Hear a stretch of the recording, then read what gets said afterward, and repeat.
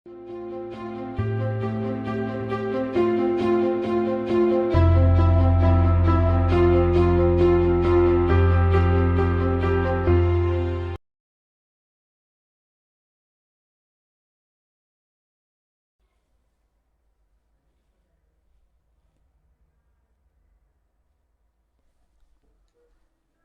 વિદ્યાર્થી મિત્રો, કરિયર એમના ડિજિટલ પ્લેટફોર્મ પર હું પંકજ સોસા આપ સૌનું હાર્દિક સ્વાગત કરું છું. વિદ્યાર્થી મિત્રો, આપણે ગુજરાતી સાહિત્યની સફર શરૂ કરી ચૂક્યા છે. આ ગુજરાતી સાહિત્યમાં શું વાંચવું, કેવી તૈયારી કરવી, કેવા પ્રશ્નો પૂછાય છે અને કેવા મુદ્દાઓ છે, એના પર આપણે એક અલગ વિડીયો બનાવ્યો છે. તો જે વિદ્યાર્થી મિત્રો એ વિડીયો જોયો નથી એ અમારી ચેનલ પર જઈ એ વિડીયો જુએ, જેથી એને ખ્યાલ આવે કે સાહિત્યમાં કેવા પ્રશ્નો પૂછાય છે, કેવી તૈયારી કરવી, શું વાંચવું અને કયા મુદ્દા પર ભાર આપવો. ઓકે, તો પહેલાં એ વિડીયો તમે વ્યવસ્થિત જુઓ જેથી તમને ખ્યાલ આવશે. અને આજના આપણા જે સેશનમાં આપણે શરૂઆત કરીશું ગુજરાતી સાહિત્યમાં મહત્વના એક ટોપિક એવા ગુજરાતી સાહિત્યના યુગ વિભાજનની. આ ગુજરાતી સાહિત્યનું જે યુગ વિભાજન છે એક મહત્વનો ટોપિક બને છે, કારણ કે અહીંથી જ પ્રશ્ન પૂછાય છે ગુજરાતી સાહિત્યમાં કયો સાહિત્યકાર કયા યુગમાં થઈ ગયો, કયા સાહિત્યકાર કઈ સદીમાં થઈ ગયા અને જે સાહિત્યના પ્રકારો જે છે એ કયો સાહિત્યનો પ્રકાર કયા યુગમાં રચાયો. તો આવા જે પ્રશ્નો છે એ પ્રશ્નો માટે તમારે ગુજરાતી સાહિત્યનું યુગ વિભાજન ભણવું પડે છે. તો વિદ્યાર્થી મિત્રો, શરૂઆત કરીએ છીએ ગુજરાતી સાહિત્યમાં સૌપ્રથમ ટોપિકથી, અને એ છે ગુજરાતી સાહિત્યનું યુગ વિભાજન. તો વિદ્યાર્થી મિત્રો, જે ગુજરાતી સાહિત્યનું યુગ વિભાજન છે, આ ગુજરાતી સાહિત્યનું યુગ વિભાજન કેવી રીતે થાય છે? તો જે ગુજરાતી સાહિત્ય 12મી સદીથી લખાવાની શરૂઆત થઈ એ ગુજરાતી સાહિત્ય જે અત્યાર સુધી લખાઈ રહ્યું છે એ ગુજરાતી સાહિત્યનું એના સમયગાળાને આધારે વિભાજન થાય છે. એના સમયગાળાને આધારે વિભાજન થાય છે. જેમ કે આ જે ગુજરાતી સાહિત્ય છે એ ગુજરાતી સાહિત્યનું મુખ્યત્વે બે ભાગમાં વિભાજન થાય છે. એક છે મધ્યકાલીન ગુજરાતી સાહિત્ય અને બીજું છે અર્વાચીન ગુજરાતી સાહિત્ય. મુખ્યત્વે બે ભાગમાં વિભાજન થાય છે. કયા કયા? એક છે મધ્યકાલીન ગુજરાતી સાહિત્ય અને બીજું છે અર્વાચીન ગુજરાતી સાહિત્ય. આ મધ્યકાલીન ગુજરાતી સાહિત્યનો સમયગાળો યાદ રાખજો મિત્રો. મધ્યકાલીન ગુજરાતી સાહિત્યની શરૂઆત ક્યારથી થઈ? 1185. એનો સમયગાળો કયો છે? 1185 થી શરૂઆત થાય છે અને ક્યાં સુધી? તો કે 1850. તો યાદ રાખજો, આ સમયગાળા પણ તમારે યાદ રાખવા પડશે. તમને પ્રશ્ન પૂછાઈ શકે કે મધ્યકાલીન ગુજરાતી સાહિત્યનો સમયગાળો જણાવો. તો મધ્યકાલીન ગુજરાતી સાહિત્યનો સમયગાળો શું થાય? 1185 થી લઈને 1850 સુધી. 1185 થી લઈને 1850 સુધીનો સમયગાળો મધ્યકાલીન ગુજરાતી સાહિત્ય. એવી જ રીતે તમને પ્રશ્ન પૂછાય કે અર્વાચીન ગુજરાતી સાહિત્યનો સમયગાળો કયો છે?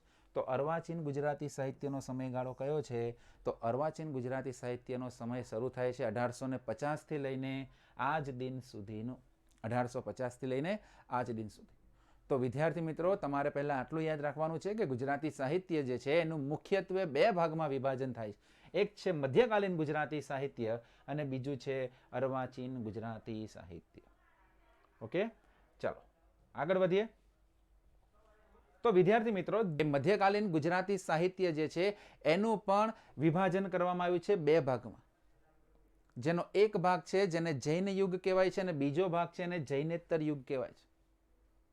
એક ભાગ છે જૈન યુગ જેમાં જૈન સાહિત્યની રચના થઈ અને બીજો છે જૈનેતર યુગ જેમાં જૈનેતર સાહિત્યની રચના થઈ.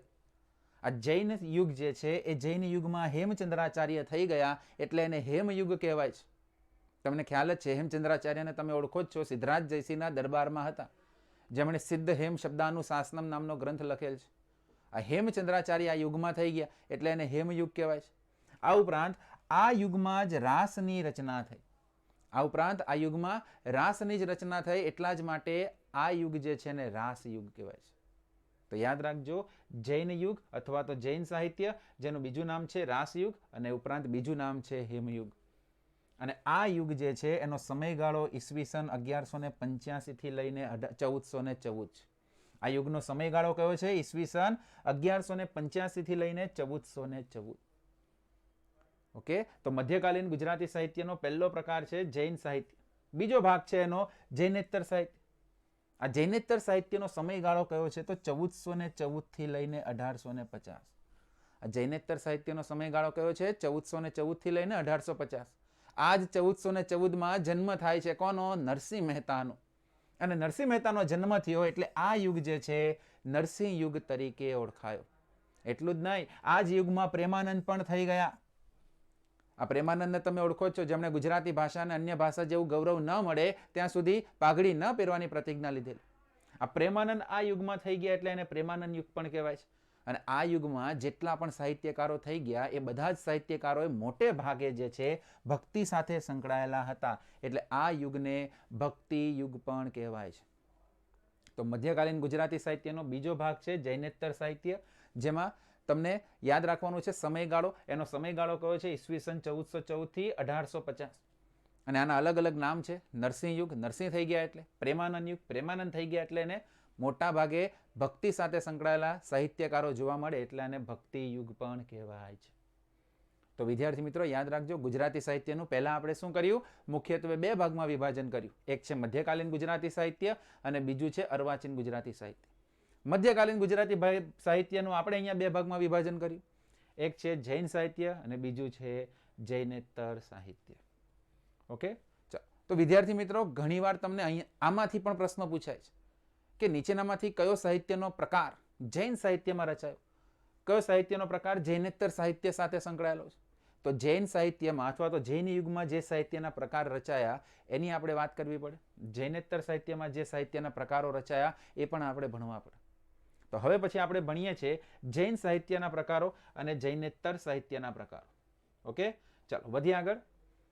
તો વિદ્યાર્થી મિત્રો જૈન સાહિત્યમાં કયા કયા સાહિત્યના પ્રકારોની રચના થાય અથવા તો જૈન સાહિત્યમાં કયા કયા સાહિત્યના પ્રકારો આવે છે? તો યાદ રાખજો, પહેલા તો તમારે રાસ. શું યાદ રાખવાનું છે? પહેલા તો તમારે રાસ યાદ રાખવાનું છે. કારણ કે ગુજરાતી સાહિત્યની શરૂઆત જ રાસ નામના સાહિત્યના પ્રકારથી થાય છે. ગુજરાતી સાહિત્યની શરૂઆત જ રાસ નામના સાહિત્યના પ્રકારથી થાય છે અને ગુજરાતી સાહિત્યનું સૌપ્રથમ રાસ ભરતેશ્વર બાહુબલી રાસ. તો આ રાસ એક જૈન સાહિત્યનો પ્રકાર છે. આ ઉપરાંત યાદ રાખવાનું છે પ્રબંધ. ઘણીવાર પૂછાયું છે ગુજરાતી સાહિત્યનું સૌપ્રથમ પ્રબંધ કયું? તો કે કાનહડદે પ્રબંધ. ઓકે, આ ઉપરાંત યાદ રાખવાનું છે બારમાસી, આ ઉપરાંત સ્તવન અને આ ઉપરાંત ફાગુ. ઓકે, તો યાદ રાખવાનું છે રાસ, પ્રબંધ, બારમાસી, સ્તવન અને ફાગુ. આ તમામ સાહિત્યના પ્રકારો જે છે એ જૈન સાહિત્યના પ્રકારો છે, જૈન યુગમાં રચાયેલા સાહિત્યના પ્રકારો છે. તો વિદ્યાર્થી મિત્રો અહીંથી પ્રશ્ન પૂછાય છે, તમને એક્ઝામમાં પૂછાય નીચેનામાંથી કયો સાહિત્યનો પ્રકાર જૈન યુગનો છે કે નથી. ઓકે, આ ઉપરાંત તમને અહીંથી પ્રશ્ન પૂછાય છે ગુજરાતી સાહિત્યની સૌપ્રથમ બારમાસી કઈ, ગુજરાતી સાહિત્યનું સૌપ્રથમ પ્રબંધ કયું, ગુજરાતી સાહિત્યનું સૌપ્રથમ રાસ કયું, ગુજરાતી સાહિત્યનું સૌપ્રથમ ફાગુ કયું. આ તમામ પ્રશ્નો જે છે એ તમામ પ્રશ્નોને આપણે કવર કરવા માટે આ જે સાહિત્યના પ્રકારો છે એના પર અલગ જ વિડીયો બનાવીશું. આ જૈન સાહિત્યના જેટલા પણ પ્રકારો છે, રાસ છે, પ્રબંધ છે, બારમાસી છે, ફાગુ છે, એના પર એક અલગ જ વિડીયો બનાવીશું અને એની વ્યવસ્થિત ચર્ચા કરીશું. પણ અત્યારે ખાલી તમારે આટલું યાદ રાખવાનું કે રાસ, પ્રબંધ, બારમાસી, સ્તવન, ફાગુ આ બધું શું છે? તો કે આ બધું જૈન સાહિત્યના પ્રકારો છે. શું છે? જૈન સાહિત્યના પ્રકાર. ઓકે, ચલો વધીએ આગળ. તો જેવી રીતે વિદ્યાર્થી મિત્રો આપણે જૈન સાહિત્યના પ્રકારો જોયા એવી જ રીતે હવે આપણે શું જોવાનું છે? જૈનેતર સાહિત્યના પ્રકારો. ઓકે, જૈનેતર સાહિત્યના પ્રકારોમાં શું શું આવે? તો પહેલા તો પદ. તમને ખ્યાલ જ છે પદ એટલે નરસિંહ મહેતા જે છે એ પદ માટે જાણીતા છે. હે ને? નરસિંહ અને મીરા પદ માટે જાણીતા છે. નરસિંહ મહેતાએ પદોની શરૂઆત કરી પણ એનાથી સૌથી વધુ પદ જો કોઈ લખ્યા હોય તો મીરા. 2.5 લાખ જેટલા પદો લખી ગયા છે. ઓકે, તો પદ પછી આવે છે આખ્યાન. ભણીશું આપણે આખ્યાનને વ્યવસ્થિત, પણ અત્યારે તમને કહી દઉં આખ્યાનના પિતા તરીકે ઓળખાય છે ભાલણ. આખ્યાન શિરોમણી એટલે પ્રેમાન અને આખ્યાનના જો કોઈ બીજ રોપ્યા હોય તો એ છે નરસિંહ મહેતા. ઓકે, આખ્યાન પછી આવે છે ગરબી. આ ગરબીના પિતા એટલે દયારામ. ગરબી પછી આવે છે છપ્પા અને છપ્પા માટે કોણ જાણીતું? તો કે છપ્પા માટે અખો જાણીતો. છપ્પા પછી આવે કાફી. કાફી કોની ફેમસ? ધીરા ભગતની ફેમસ. ચાપખા. આ ચાપખા કોના ફેમસ? ભોજા ભગતના ફેમસ. અને ગરબા. આ ગરબા માટે કોણ જાણીતું? વલ્લભ મેવાડો. ઓકે, તો યાદ રાખવાના છે જૈનેતર સાહિત્યના પ્રકારોમાં પદ છે, આખ્યાન છે, ગરબી છે, છપ્પા છે, કાફી, ચાપખા અને ગરબા. આ તમામ સાહિત્યના પ્રકારો જૈનેતરમાં આવે. તો વિદ્યાર્થી મિત્રો આની પર પણ આપણે એક અલગ વિડીયો બનાવીશું. પદથી લઈને ગરબા સુધીના જેટલા પણ સાહિત્યના પ્રકારો રચાયા છે એ બધા જ સાહિત્યના પ્રકારોની વ્યવસ્થિત ચર્ચા કરીશું.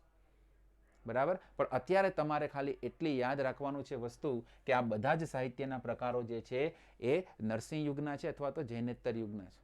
આ તમામ સાહિત્યના પ્રકારો પર આપણે એક અલગ વિડીયો બનાવીશું, પણ ખાલી અત્યારે તમે અહીંયા યાદ રાખજો, કારણ કે પ્રશ્ન પૂછાય છે કયો સાહિત્યનો પ્રકાર કયા યુગનો છે કે નથી. ઓકે, તો યાદ રાખવાના છે જૈન સાહિત્યના પ્રકારો અને જૈનેતર સાહિત્યના પ્રકારો. ઓકે, ચાલો. તો વિદ્યાર્થી મિત્રો, અત્યાર સુધી આપણે શું જોયું? તો કે ગુજરાતી સાહિત્યનું મુખ્યત્વે બે ભાગમાં વિભાજન કર્યું: મધ્યકાલીન ગુજરાતી સાહિત્ય અને અર્વાચીન ગુજરાતી સાહિત્ય. અને મધ્યકાલીન ગુજરાતી સાહિત્યનું એનું પાછું બે ભાગમાં વિભાજન કર્યું: એક જૈન સાહિત્ય અને જૈનેતર સાહિત્ય. અને હવે આપણે જોઈએ છીએ અર્વાચીન ગુજરાતી સાહિત્ય, અને એ અર્વાચીન ગુજરાતી સાહિત્યનું વિભાજન કેવું છે એ આપણે હવે જોઈએ છીએ. ઓકે, ચલો. તો આ અર્વાચીન ગુજરાતી સાહિત્ય જે છે એનો સમયગાળો યાદ રાખવાનો છે. એનો સમયગાળો ક્યાંથી શરૂ થાય છે? તો કે ઈસવીસન 1850 થી લઈને આજ દિન સુધી. ઈસવીસન 1850 થી લઈને આજ દિન સુધીનો સમયગાળો અર્વાચીન ગુજરાતી સાહિત્ય છે. અને આ અર્વાચીન ગુજરાતી સાહિત્ય જે છે એના મુખ્ય 5 ભાગ પડે છે. કેટલા ભાગ પડે છે? 5 ભાગ. અહીંથી તમને પ્રશ્ન પૂછાઈ શકે. અર્વાચીન ગુજરાતી સાહિત્યના જે યુગ વિભાજનના જુદા જુદા ભાગો છે એને ક્રમાનુસાર ગોઠવો. એટલે પહેલા શું આવે છે? સુધારક યુગ આવે, સાક્ષર યુગ આવે, શું આવે? ઓકે, તો આ જેટલા પણ ભાગો છે એ ભાગોને આપણે પહેલા તો ક્રમાનુસાર ભણવા પડે. ઓકે, તો અર્વાચીન ગુજરાતી સાહિત્ય જે 1850 થી લખવાની શરૂઆત થઈ, એનો પહેલો યુગ છે સુધારક યુગ. પહેલો યુગ કયો છે? સુધારક યુગ. એનો સમયગાળો છે 1850 થી લઈને 1885. એનો પહેલો સમયગાળો છે સુધારક યુગનો, 1850 થી લઈને 1885. આ સમયગાળામાં મોટા ભાગના જેટલા પણ સાહિત્યકારો હતા એ સમાજમાં સુધારા સાથે સંકળાયેલા હતા, એટલે એને સુધારક યુગ કહેવાય છે. અને આ જ સમયગાળામાં સૌથી મોટા સાહિત્યકાર થઈ ગયા છે કવિ નર્મદ. આ કવિ નર્મદ આ યુગમાં થઈ ગયા એટલે આ યુગને નર્મદ યુગ પણ કહેવાય છે. એટલું જ નહીં, આ જ યુગમાં દલપતરામ પણ થઈ ગયા એટલે એને દલપત યુગ પણ કહેવાય છે. શું કહેવાય છે? દલપત યુગ. તો અર્વાચીન યુગ જે છે એ અર્વાચીન ગુજરાતી સાહિત્યનો પહેલો જે છે ભાગ એ સુધારક યુગ. એ સુધારક યુગનું બીજું નામ છે નર્મદ યુગ. આ ઉપરાંત બીજું નામ છે દલપત યુગ, જેનો સમયગાળો છે 1850 થી લઈને 1885. અને સુધારક યુગમાં મોટે ભાગે જે છે એ મોટા ભાગના સાહિત્યકારો સુરત જે છે સુરત સાથે સંકળાયેલા હતા. સુધારક યુગના મોટા ભાગના સાહિત્યકારો સુરત સાથે સંકળાયેલા હતા. અને સુરતના 3 નન્ના જાણીતા છે. સુરતના 3 નન્ના જાણીતા છે. અને આ સુરતના 3 નન્નામાં કોણ છે? તો કે એક તો છે નર્મદ, બીજા છે નવલરામ પંડ્યા, અને ત્રીજા છે નંદશંકર તુળજાશંકર મહેતા. ઓકે, તો યાદ રાખજો, સુરતના 3 નન્ના જાણીતા છે સાહિત્યમાં. અને આ 3 નન્નામાં કોણ કોણ આવે? એક તો આવે આપણા વીર નર્મદ, બીજા આવે નવલરામ પંડ્યા, અને ત્રીજા આવે નંદશંકર તુળજાશંકર મહેતા. અને આ તમામ સાહિત્યકારો સુધારક યુગના છે. ઓકે, તો યાદ રાખજો, અર્વાચીન ગુજરાતી સાહિત્ય જે છે એનો પહેલો યુગ સુધારક યુગ. સુધારક યુગ પછી આવે છે પંડિત યુગ, જેને સાક્ષર યુગ પણ કહેવાય છે. આ સમયગાળામાં જેટલા પણ સાહિત્યકારો થયા એમાં મોટા ભાગના જે સાહિત્યકારો હતા એ બધા ભણેલા ગણેલા, જેથી આ યુગ જે છે એને પંડિત યુગ કે સાક્ષર યુગ કહેવાય છે. આ સમયગાળામાં એક મોટા સાહિત્યકાર થઈ ગયા. કોણ? ગોવર્ધન રામ ત્રિપાઠી. જેથી આ જે યુગ છે એને ગોવર્ધન યુગ પણ કહેવાય છે. અને આ જ ગોવર્ધન રામ ત્રિપાઠીએ ગુજરાતી સાહિત્યની સૌ પ્રથમ મહાનવલ આપી દીધી. કઈ? સરસ્વતી ચંદ્ર. કઈ આપી દીધી? સરસ્વતી ચંદ્ર. બહુ વાર પૂછાયું, ગુજરાતી સાહિત્યની સૌ પ્રથમ મહાનવલ સરસ્વતી ચંદ્રના લેખક કોણ? ગોવર્ધન રામ માધવરામ ત્રિપાઠી. અને આ જ ગોવર્ધન રામ ત્રિપાઠી કયા યુગમાં થઈ ગયા? પંડિત યુગ અથવા તો સાક્ષર યુગમાં થઈ. અને આ પંડિત યુગનો સમયગાળો 1885 થી લઈને 1915. 1885 થી લઈ 1915. બરાબર. તો યાદ રાખજો, અર્વાચીન ગુજરાતી સાહિત્ય જેનો પહેલો યુગ સુધારક યુગ અને બીજો યુગ પંડિત યુગ. ચાલો, ત્યારબાદ તમને ખ્યાલ જ છે ગાંધી યુગની શરૂઆત થાય છે. ત્રીજો યુગ કયો છે? ગાંધી યુગ, જેનો સમયગાળો છે 1915 થી લઈને 1940. તમને ખ્યાલ જ છે, તારીખ 9 જાન્યુઆરી 1915. આ 9 જાન્યુઆરી 1915 ના રોજ ગાંધીજી જે છે એ ગાંધીજીનું ભારતમાં આગમન થાય છે. આ 9 જાન્યુઆરી 1915ના રોજ ગાંધીજીનું ભારતમાં આગમન થયું, જેમની યાદમાં આપણે દર વર્ષે 9 જાન્યુઆરી પ્રવાસી ભારતીય દિવસ તરીકે ઉજવીએ છીએ. કયા દિવસ તરીકે ઉજવીએ છીએ? પ્રવાસી ભારતીય દિવસ. તો 9 જાન્યુઆરી 1915ના રોજ ગાંધીજીનું ભારત આગમન થયું, જેની યાદમાં આપણે 9 જાન્યુઆરી દર વર્ષે પ્રવાસી ભારતીય દિવસ તરીકે ઉજવીએ છીએ. અને ગાંધીજીના ભારતમાં આગમન સાથે જ સાહિત્યમાં એક નવો યુગ શરૂ થઈ ગયો. એ યુગ એટલે ગાંધી યુગ, જેનો સમયગાળો છે 1915 થી લઈને 1940. ઓકે, ચાલો. ગાંધી યુગ પછી આવે છે અનુગાંધી યુગ. ગાંધી યુગ પછીનો યુગ એટલે અનુગાંધી યુગ, અને અનુગાંધી યુગનો સમયગાળો 1940 થી 1960. અનુગાંધી યુગનો સમયગાળો કયો છે? 1940 થી લઈને 1960. અને ત્યારબાદ અનુગાંધી યુગ પછી છેલ્લો યુગ આવે આધુનિક યુગ. અને આધુનિક યુગ જે છે એની શરૂઆત થાય છે ઈસવીસન 1960 થી લઈને આજ દિન સુધી. આધુનિક યુગની શરૂઆત 1960 થી લઈને આજ દિન સુધી છે. ઓકે, તો વિદ્યાર્થી મિત્રો, તમારે અર્વાચીન ગુજરાતી સાહિત્યમાં આ જે 5 જે છે અલગ અલગ જે યુગ જે છે વિભાજન એ તમારે યાદ રાખવું પડશે. અર્વાચીન ગુજરાતી સાહિત્ય જે 1850 થી આજ દિન સુધી લખાઈ રહ્યું છે એના 5 ભાગ છે: સુધારક યુગ, સાક્ષર યુગ, ગાંધી યુગ, અનુગાંધી યુગ અને આધુનિક યુગ. સુધારક યુગ જેનો સમયગાળો 1850 થી 1885. સાક્ષર યુગ જેનો સમયગાળો 1885 થી 1915. ગાંધી યુગ જેનો સમયગાળો છે 1915 થી 1940. અનુગાંધી યુગ જેનો સમયગાળો છે 1940 થી 1960. અને છેલ્લે આવે છે આધુનિક યુગ જેનો સમયગાળો છે 1960 થી લઈને આજ દિન સુધીનો. ઓકે, તો વિદ્યાર્થી મિત્રો, આ છે આપણું સંપૂર્ણ ગુજરાતી સાહિત્ય જે છે એનું યુગ વિભાજન. ઓકે, તો આજના લેક્ચરમાં આપણે આટલું રાખીએ છીએ. આશા રાખીએ છીએ કે તમને જે છે અમારા વિડીયો એ પસંદ આવતા હોય, અને જો તમને અમારા વિડીયો પસંદ આવતા હોય તો અમારી ચેનલને લાઈક કરો, શેર કરો અને સબસ્ક્રાઈબ કરો. મળતા રહેશું આવા અવનવા કન્ટેન્ટ સાથે, વિડીયો સાથે. જય હિન્દ, જય ભારત.